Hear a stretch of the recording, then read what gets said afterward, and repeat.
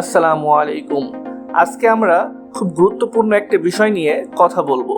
Peer vote মানে proportional representation voting system. এটা কিভাবে কাজ করে, কোন দেশগুলো এটা ব্যবহার করে, আর সাধারণ মানুষের কি সুবিধা হয়, সব পরিষ্কার করে বুঝিয়ে বলবো। পিয়ার এর পূর্ণরূপ প্রপোর্শনাল রিপ্রেজেন্টেশন, বাংলায় এর মানে আনুপাতিক প্রতিনিধিত্ব। সহজ ভাষায় বলতে গেলে আপনি যেই দলকে ভোট দেন সেই দল মোট ভোটের যে শতাংশ পায়, সংসদেও তারা সেই একই শতাংশ আসন পাবে। একে অনেকেই বলে ভোট নষ্ট না হওয়ার ব্যবস্থা। ছোট দলগুলোও সুযোগ পায় সংসদে যাওয়ার, পুরো দেশের মতামত আরও সঠিকভাবে প্রতিফলিত হয়। এটা কিভাবে কাজ করে? এই ব্যবস্থায় ভোটাররা সাধারণত দলকে ভোট দেয়, ব্যক্তিকে নয়। প্রতিটি দলের থাকে একটা প্রার্থীর তালিকা।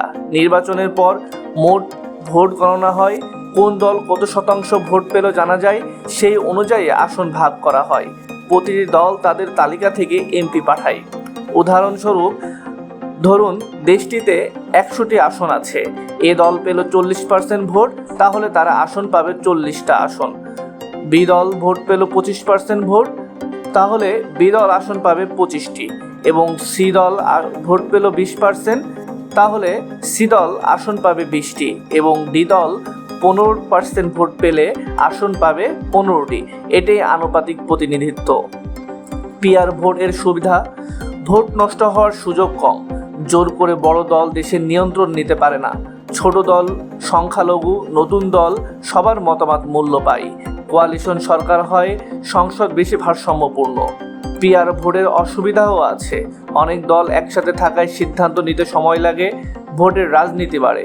কোনো দেশে সরকার টেকসই থাকতে সমস্যা হয়, তবে অনেক উন্নত দেশে যেমন Germany, Netherland, Sweden peer system ব্যবহার করে খুব ভালোভাবেই চলছে।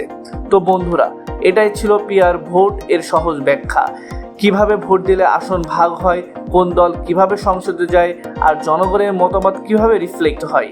ভিডিওটি ভালো লাগলে একটা লাইক দিয়ে জানিয়ে দিও, আর নতুন শিক্ষামূলক কন্টেন্ট পেতে চ্যানেলটি সাবস্ক্রাইব করতে ভুলবেন না। ধন্যবাদ সবাইকে।